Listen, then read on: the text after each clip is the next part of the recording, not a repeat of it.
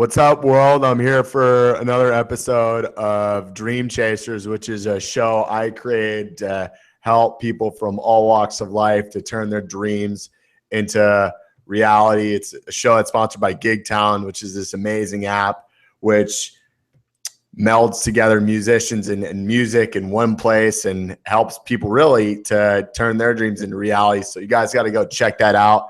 It's at gig.town/dreamchasers. Again, that's gig.town/dreamchasers. Today, I'm stoked to have Mike Golick Jr. on the show. Mike was on the national championship team, or team that went to the national championship at Notre Dame. And he now is the co-host of the Rothenberg Mic'd Up show with ESPN. Around great guy, excited because he's got so many great insights to share with all you out there. So, Mike, happy to have you on the show, man. Yeah, happy to be here. And an important distinction to make: the team that went to the national championship as opposed to the national championship. But anyone who saw the game knows the distinction. But for everyone listening now, we need to make that very, very clear. Yeah, I was immediately when I said, shit, like that is the worst introduction I have probably ever done, especially with No, it's funny. I'd rather you make the distinction than leave people wondering otherwise, because the ring finger's still blank, so we're good. Well, anyways, I mean, I think that's a great place to start with the interview because, in a sense, that was your dream to that point, was to get to the national championship. So talk to the people about like what you learned as a player that helped you to get to that level and kind of the journey that encompassed that experience. Yeah, it's actually funny. So when I was in college, this show, I don't know if you ever remember, on MTV, called The Buried Life, was pretty popular. It was a couple of kids took a camera around the country and really did a lot of this, was, ask people what their dreams were and tried to help them live out whatever, their current dream was.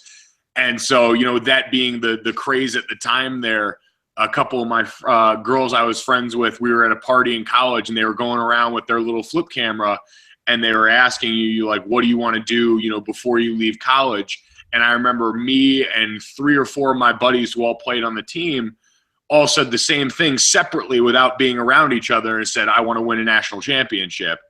And so I remember the night before the game, I was getting texts from basically everyone I ever knew. And one of the texts I got was from her, and it was the video of me saying that on tape and just kind of seeing, how that had come full circle. And, like I said, it didn't work. We didn't end up winning, but the fact that, it was my last year there, it was my 5th year, senior year there, and, we managed to get all the way there. It was something we hadn't even come close to in the rest of my time there.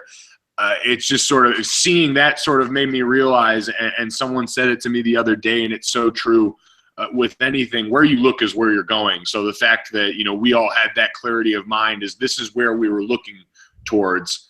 And so even though we didn't win it, we got so close because that was something we were so mindful of. And, you hear people talk about writing down their goals and stuff all the time and how it just sort of makes it real.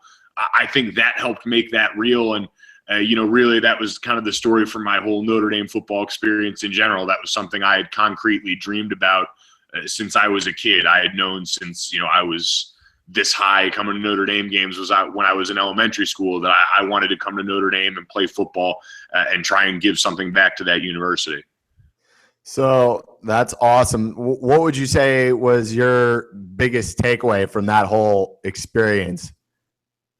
That whole experience, probably just that. I mean, don't be afraid to say the things that you want out loud. I think so often we try and measure what our expectations, whether that's because, other people might think a certain way about it, or we're, afraid to admit the things that we're thinking. I think just being willing to say that out loud, like, and you always hear teams, talk about it just in the general cliches, like, we're not talking, we don't bring up winning a championship. We're just trying, win our conference and win this. Being willing to say, I want to win a national championship, or I want to do this, that, and the other, just seeing how that can work. And just, how hard you have to work to do it. It's one thing to say it, but that's got to manifest itself every single day, and you being willing to do, the little thing you need to do to get this much better. I mean, that was something we got preached that entire year. And again, it's so cliche and it's such an old sports thing, but we literally came in every day with the goal of, all right, like get 1% better today. Pick one thing and try and get better at it. And that was what we did day in and day out. And so just going through that whole process and kind of seeing what it took, to win 12 games in a row that year going into that game and to overcome a lot of the things that we did, it was just kind of having that focus of, all right, we've got long-term goals like everyone does, but you've got to focus kind of just on the air in front of your face every day if you really want to get anywhere with it.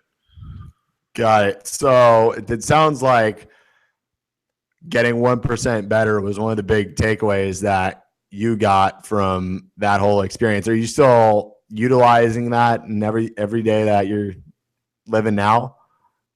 Yeah, I mean, and that applies to everything. Like for me right now, I'm working in radio, so I go into every show. I mean, I started in September this year, and while I'd certainly done some stuff in college and some stuff in the last couple of years, when I was trying to play pro ball, so I'd done some stuff during then, but I was still relatively new at radio as a business, and so I went into every show and still go into every show saying, all right, I want to get better at one little thing today, and whatever aspect of it I can be, whether it's how I prepared, whether it's something technically that we have to do, on the show. I go in every day just trying to be like, okay, what's one thing I can get better at? How can I improve a little bit? Because if you do that over time, and it all starts to stack up. It's like anything else. You become good at something by not just doing it repeatedly, but trying to do it repeatedly well and do it to the best of your ability.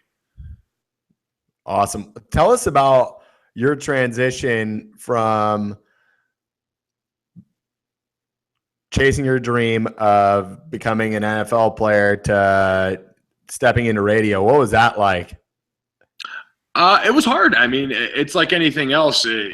You have ideas, and for me, growing up, I think I almost wanted to be a Notre Dame football player more than I wanted to be anything, and then slowly realized, okay, the NFL's here too. I mean, I know my dad played 9 years in the NFL, so I certainly had known what the road could lead to, and that became something that I really want also. That became, a dream that kind of begot another dream. And so working as hard as I did towards that, I mean, I tried for 3 years. I went to training camp with 2 teams, was in an off-season program with that same team the year before, and spent the rest of those years really putting life on hold and working out and staying ready for a call. And so when you finally get to that point where you realize, all right, I'm 3 years in and I don't have a ton to show for it at this point.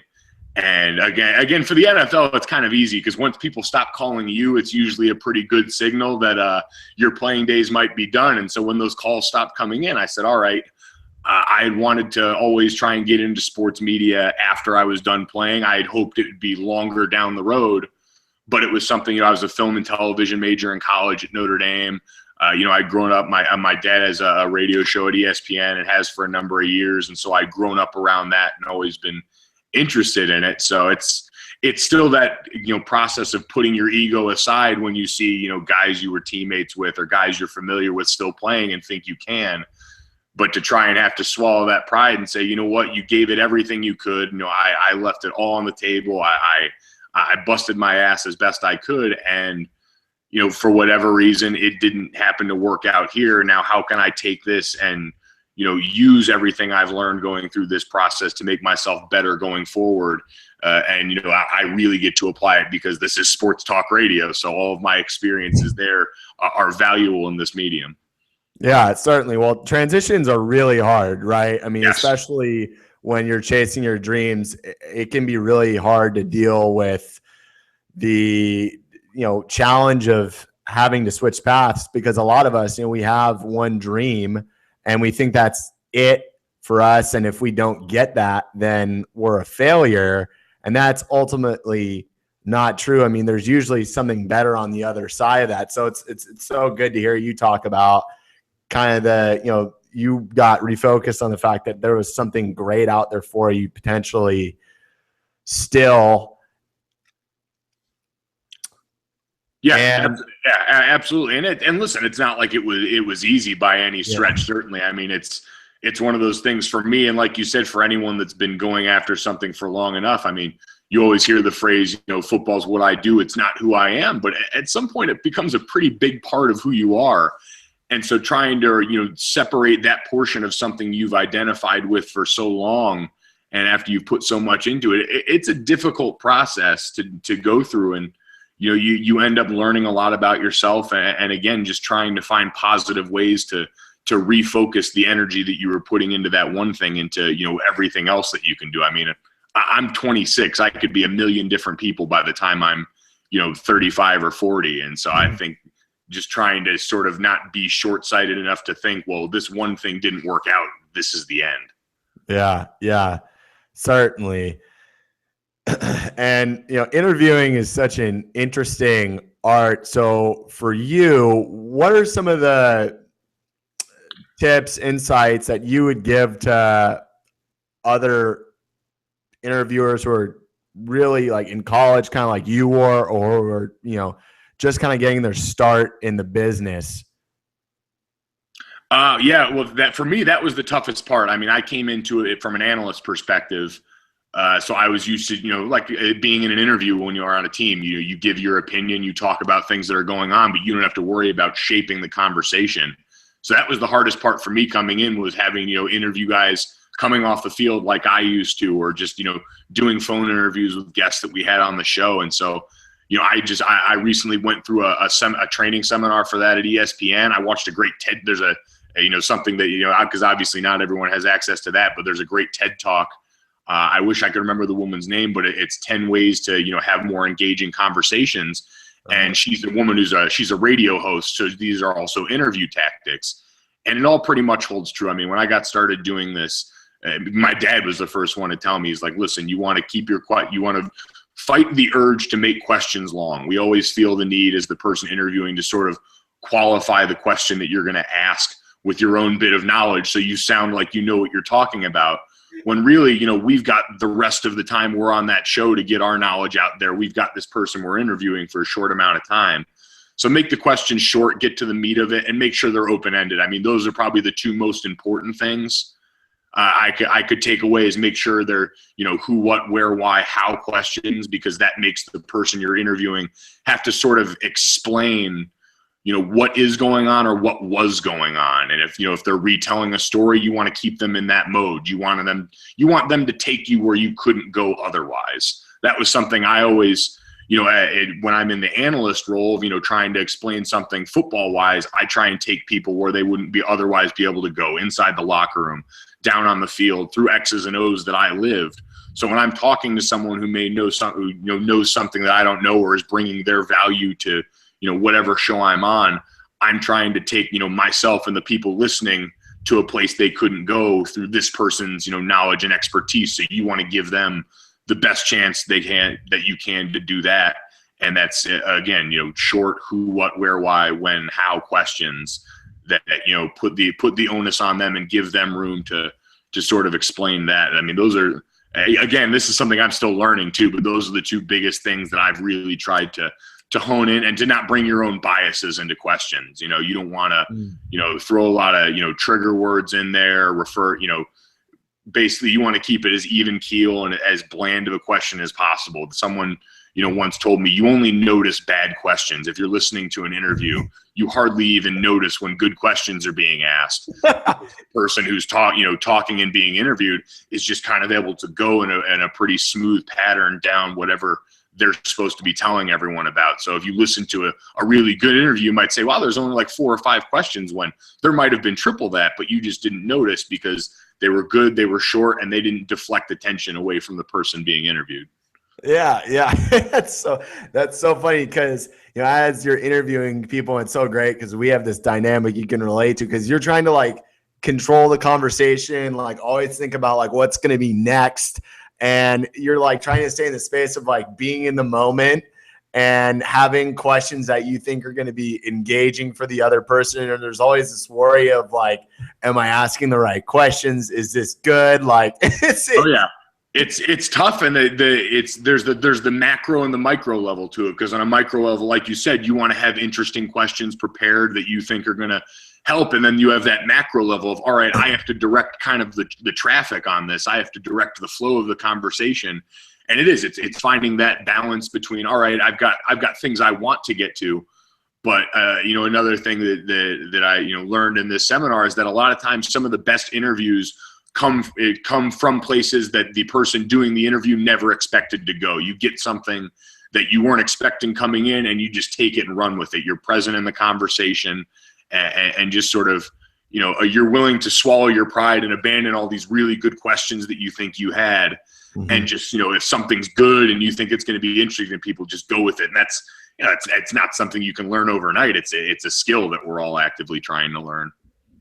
Yeah, for sure. And I think that ties back to what we were talking about earlier, because you have to be flexible enough to understand that you have to take another path to get where you want to go. And what you shared about controlling the conversation and really asking open-ended questions, guys, it's just not for interviewing. I mean, this is any part of your life. If you're trying to get in better relationships, get hired, make more sales, like asking open-ended questions and literally leading the conversation. Like, people need to be leaded, because if you don't lead them, they're not going to buy your product. They're not going to want to date you. There's so many like dynamics and like those insights that are so critical for you to understand. So I would literally go back and like write down what Mike's sample questions were, like the who, what, when, where, why, how, because the moment you start asking more of those questions, the better off you're going to be. Yeah. And I wish I could remember. I'm trying to look for it right now.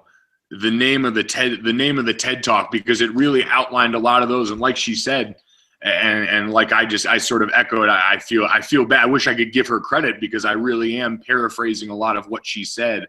Mm-hmm. But and if I find it after, I'll certainly let you know, and you can post it with this. But like she said, these are things that apply to you having a talk with your parents, or like you said, you having a talk with your girlfriend. It's just better ways to engage people and really get more out of conversations you're having.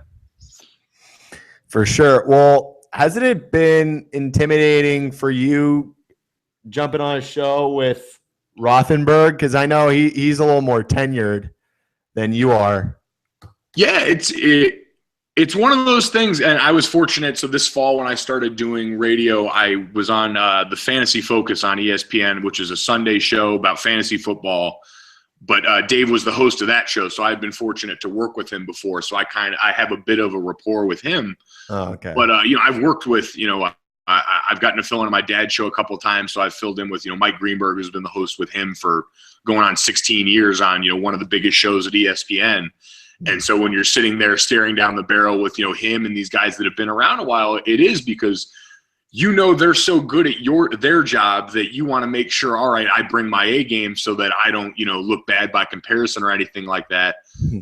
But I'm also in a fortunate position, and that's sort of the dynamic between hosting and being an analyst. And I've gotten to do a little bit of both, so I understand how hard hosting is.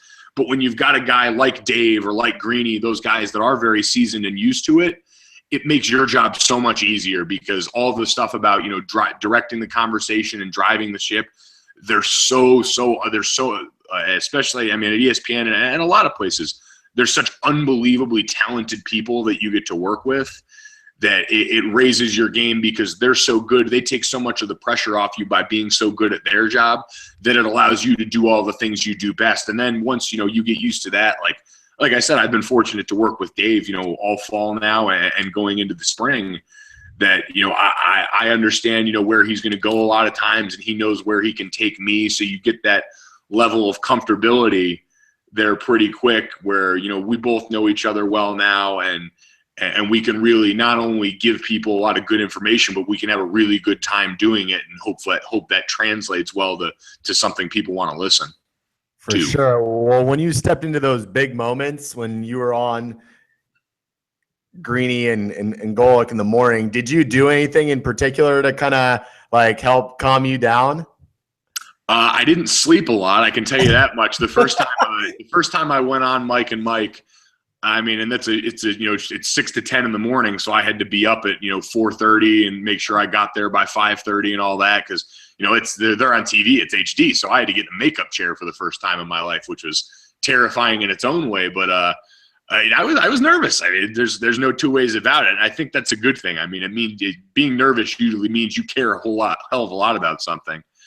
So, but yeah, I kind of reminded myself, and that was where, obviously, some of those big shows, having my dad around, because he's, been doing this for going on the better part of 2 decades now, and just, reminding me, like, listen, like, you have to remind yourself too, you're good at this. You're here for a reason. You wouldn't be getting these opportunities, if you hadn't done well in other places before and someone didn't see something.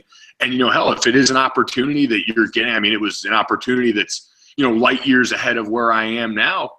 I take it as a chance to go and swing big. I mean, that was what I did. I just tried to go on there and be myself, and again, try and, take people to the places I've been and use the information that I've got and the unique perspective that I have to make it something that people would enjoy turning on and listening to it. I guess that's, for me, at the end of the day, I always admired artists because they can create something and give it to people. It's something valuable they can give to people. So, when I get to go on radio, I want to try and make something that I can give to people there. So when they're, driving in their car, sitting at home watching, that, they say, all right, I'm glad I tuned into this. I learned something, or I got to laugh a little bit, anything that I can, to give in that regard. Well, yeah, that's such an amazing mindset to be coming from in anything that you're doing, right? Because if you think about what you're giving to the other people, it makes the experience so much better for them, no matter what context it's in. Yeah, I mean, and you learn that at such an early age. I mean, just I think about like holidays, like Christmas. Like, I never felt half as good, once I wasn't like a 10-year-old kid who loved getting presents. I mean, what little kid doesn't? But as you start to grow up, like, you never feel half as good getting a gift as you do when you like really nail it and give somebody a good gift that you worked hard on, or that really showed you cared. And so you kind of learn how good that feels. And it's like anything else. I think, we all innately want to, create something that we can, give to everyone else. And so if, my medium right now happens to be radio, where I get to try and do that, everyone's got some way where they can give something to somebody else. I mean, it happens every day. And when you're part of that exchange, you usually feel good about it. So I mean, I guess at the basest level, that's what I'm trying to do every time. Yeah, well, it's really, swear on air. I'm really trying not to swear on air. I can imagine it's hard. Like, even here, like there have been more cuss words swirling in my head that I certainly could have dropped, but it's all about also being a mature, I guess, interviewer and part of the show in general. And I think it's the constant struggle, all too well. Yeah, exactly. And what's funny, and I think also amazing about what you said, is when you're giving your talent to someone, one of the biggest challenges is sometimes we hold back because we don't realize like how much of an impact that has on someone, or like what exactly our gift is. So for you, what would you say helps you to get in that mode of being able to give your gift of radio to others fully? I mean, I'm trying to figure out how to say this without sounding really like cheesy and convoluted and all that stuff. But it's just kind of being willing to like, give a little bit of you. I mean, again, as cheesy as that sounds, like, people can listen to, sports talk radio anywhere. They tune into certain shows. I think, because, you can get insight and you want to learn something from guys, but you also kind of have to like who you're listening to. At least that's how it's always been with me with stuff. So, if I just want to try and go into everything and be really genuine and authentic. I mean, it's kind of the same way I treat, social media, because to an extent, I had a coach tell me one time, every time you tweet something, it's like you're tapping the mic for your own little press conference, because everyone out there can read it and it's out there for everyone to see. And so I treat that the same way. I don't want to, I guess social media is kind of a tough example because it's always a bit of a warped reality. But I mean, I'm trying to make that as close to, me and you hanging out in a room as possible. So when I see someone on the street who, follows me on Twitter or listens to me on a show, they're like, man, I heard you talking about X, Y, or Z the other day. Like, I thought that was really funny, or that really resonated with me. Like, well, that's cool because that's just like, me and you having an interaction. And it's like me and you having a conversation. So I just, try and just treat it like I'm, hopefully having a conversation with everyone that we can all get something out of. Well, yeah, that's such a huge point for people to take away, especially anyone who's running a business and utilizes social media, because so much of the time you're focusing on selling your brand and getting promoted that you forget about the human side of the interaction. Like, that's why people started following you in the first place and will continue. And that's where you really shoot off in your growth in any, I think, part of life, is when you bring more of this real self. It just can be tough sometimes to really be you, especially when like you don't know someone, or you're in a situation where you feel like you're really putting yourself at risk. Yeah, it's certainly tough. And I think, especially if you're, if you work at a place where you've got bosses that are, watching what you tweet. I mean, I playing at Notre Dame, we had people that would, watch what we tweet. So you can be yourself to an extent. I mean, you can't be out there tweeting everything that comes to mind. You have to sort of be cognizant. And I am cognizant of that. I don't tweet things that are, really inappropriate and stuff like that, or use a lot of cuss words, because I'm mindful that, there are young kids that are on Twitter now. That's the world we live in. But yeah, like you said, at the same time, it's balancing that with, all right, like the best compliment, someone can give me, because I'm a big movie guy. So I love tweeting about movies. Like, when I go to the movies, I'm live tweeting all the way up until, the opening credits start. And the best compliment I've gotten is when someone, sees me on the street and says, oh, like, I follow you on Twitter. Like, I love all your movie tweets, man. Like, keep them coming. Something like that, because that's something that matters to me. Like, I really enjoy, talking about that with people. I love getting on, tweeting about a movie and then engaging with people after. Like, I like having those little conversations, because even if I'm at a movie, by myself, or just watched one or coming back from one, it's like I watched it with a group, because I can have that conversation with a bunch of different people that I may not know, but we happen to be interested in the same thing. And it's a bit of putting yourself out there, but I also kind of come at that from a weird perspective, because again, I've grown up with my dad doing TV and radio most of my, adult life, most of my young life. So anything that we did that was funny or, story worthy at home got said on air. So when you meet people in public that spot him, they're also like, oh, like, I know you and your brother and sister, like your dad told X, Y, and Z story about you. So I'm fortunate, I guess, in that regard, to have always kind of had an open life with the funny things that go on with us. Like, it was always fodder for air. So when I get on Twitter and, tell somebody about, a time I almost, passed out trying to go through swim practice with my sister, or ate so much at Thanksgiving I couldn't move for the next couple of days. Like, none of that really sweats me, because, I've had a million stories told about me on air, which is, again, it's something sort of, unique to certain situations, but it sort of puts you in that mindset. Like, all right, like, if I can get a laugh out of this, or if people might enjoy it, then why not share it? Yeah, for sure. Well, there must be a challenging side to that as well, kind of having everything out there. So how have you learned to deal with that effectively?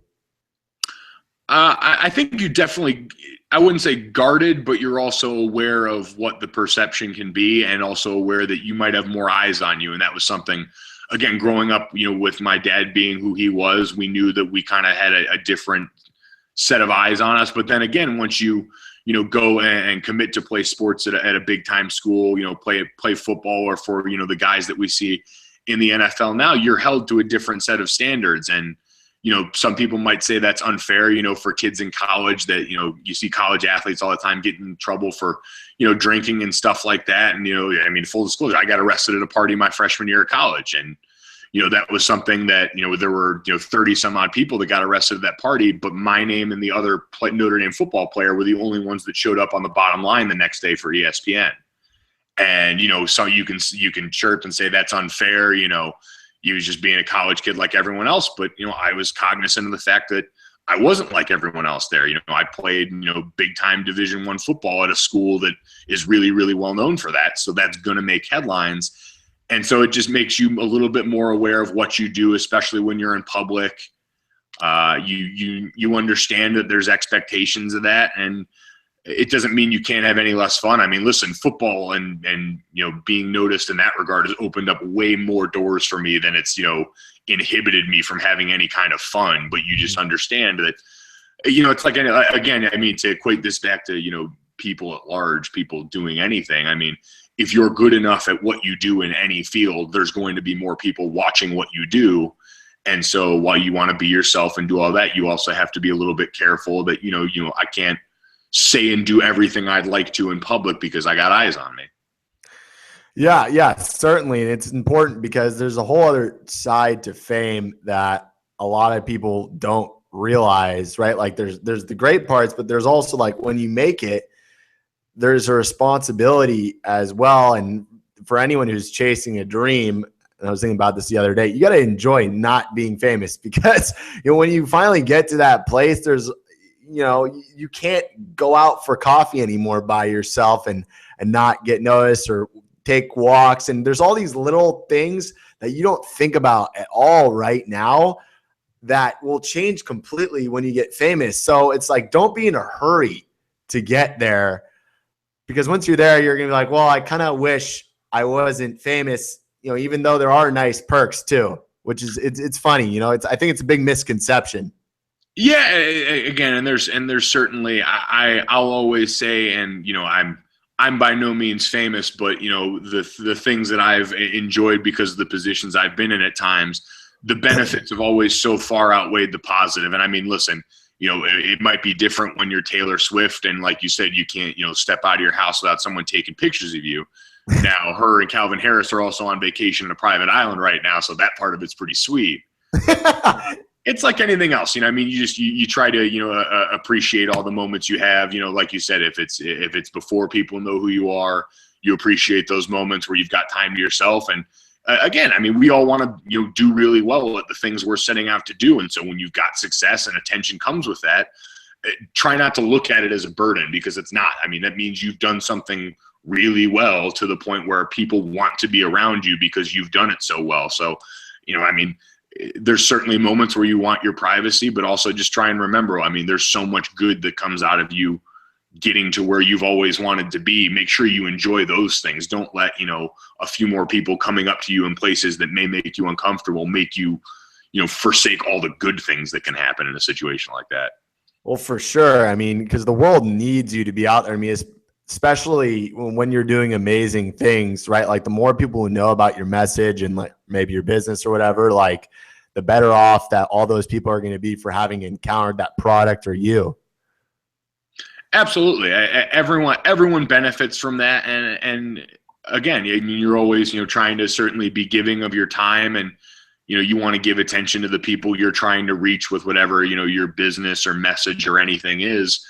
And again, you also want to be able to enjoy the fruits of your labor yourself. I mean, don't let everything else become such a burden in your mind that you forget, like, all right, I went out and kicked serious ass doing this. Like, I'm going to enjoy some of the awesome stuff that comes with that. And yeah, but yeah, like you said, it's a two-way street. Certainly, if you're I mean, there's people all the time doing all these awesome things that, if they connect with somebody else, they're able to help them out some way or vice versa. So it's a lot of, open doors that you want to make sure you don't close just because it might make you uncomfortable. Yeah, well, that's a good thing. I mean, if you're getting uncomfortable, it's a sign that you're headed in the right direction. Yeah, I mean, it's another one of the oldest sports cliches ever is you have to kind of get comfortable being uncomfortable. That means usually, and like anything else, it's to an extent, but usually when you're uncomfortable, it means you're outside of what you're usually doing, and hopefully there's a little bit of growth that comes with that. Yeah, well, speaking of growth, what was the most challenging part of your journey so far, and what did you learn from it? I'd say the most challenging part of my journey so far is, I guess, just, I mean, anytime you have to fail, or you do fail. I mean, when I first came to college, I didn't play, college football as early as I wanted to. It took me longer to get on the field than I wanted to, and that was sort of a sobering deal because everyone comes in, wanting to do well and be that guy for the team, and you learn quickly, all right, maybe it happens sooner for somebody else. I just, I have to work harder or work in a different way to get to where I want to go. And then again, chasing the NFL dream, trying to make that happen and realizing, okay, I put everything I possibly could into this, and for whatever reason, it didn't work out. And so having to go through that and having to, because everyone gets to a certain point in their life where usually you've done things and done pretty well with them. I mean, going through high school, I was a good student. I was a great athlete. It got me to where I wanted to be at Notre Dame. And then once things stop always going to plan for you, it's the kind of the phrase, everyone's got a plan until they get punched in the mouth. Well, once you get hit in the mouth, it's like, all right, I know what this feels like. I know what it tastes like. It doesn't make it easier, the next time you fail or something doesn't go your way. But I hope each time I go through it, I learn how to adapt a little bit better. I learn how to, not react to things, but respond to them, be able to process things well enough and respond to situations that, may not go favorably for me, and say, okay, that didn't work. What can I change or try to do next that'll give me a better chance of succeeding, whether it's, trying the same thing again or whether it's trying something new. Yeah, certainly. And I think that comes with the more adversity that you face, because you realize that you have to respond to it in order to really get the optimal outcome at the time, or at least be able to deal with the situation. Absolutely. And, for me, like I said, I got cut this fall. I was in camp with the New Orleans Saints, and I got cut after, 3 years of trying to make teams. And, for anyone that's thinking about pursuing the free agent life in NFL football, unless you're with a team, you don't make a ton of money. So, coming out of it this fall in September, I had to, swallow a lot of pride. And I was, I'm fortunate that I've got parents that'll let me, but, I went back to Connecticut, and now, ESPN's out here, so it's where I end up working, but, moved back in with my parents and have been living at home trying to, really get a base together for myself going forward. And, when you've been used to, living all over and living on your own, that's kind of a tough pill to swallow at times. But again, I'm so fortunate that they would even let me, and that they, have the means to, allow me to come back here and really focus on getting myself a foundation going forward in this next portion of my life.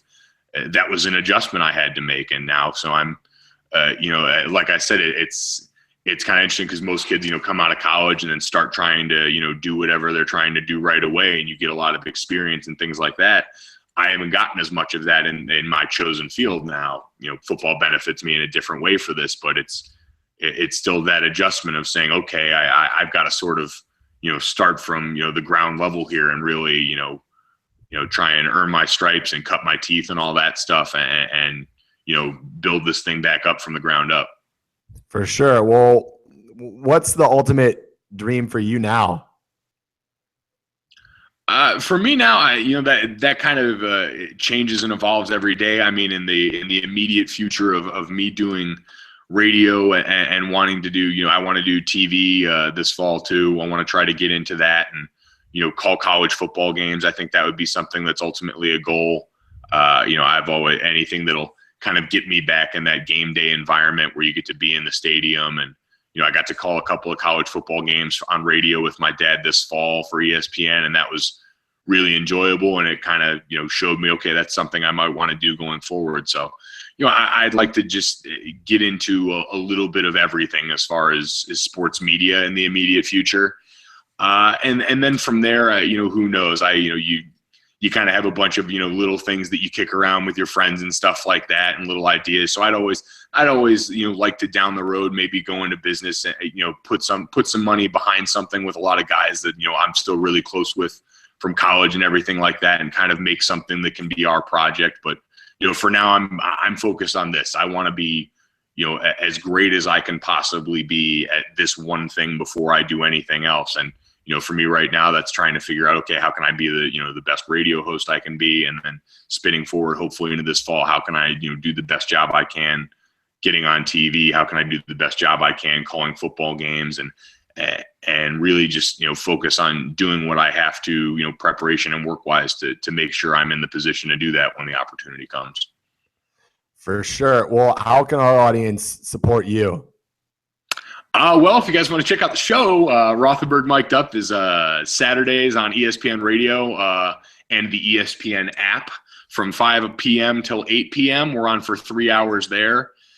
And, besides that, I do a lot of fill-in work on some of the other weekday shows. There may be a show in the works. I can't speak on it yet because I don't know if it's official, but maybe something else coming up here soon. So we'll see. But for now, you can follow me on Twitter.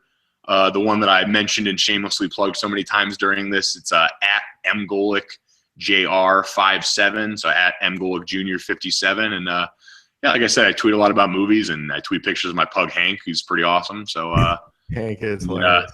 Can get on board with that. But check all that stuff out. And I'm on podcasts from time to time, so I'll tweet links to all of those. And hopefully people want to check it out. It's a fun time, and I really enjoy all the stuff I'm doing. So that usually shows up in it. We don't take ourselves too seriously, especially getting to talk sports. I mean, what a great gig is that? I mean, you get to sit around and talk sports all day.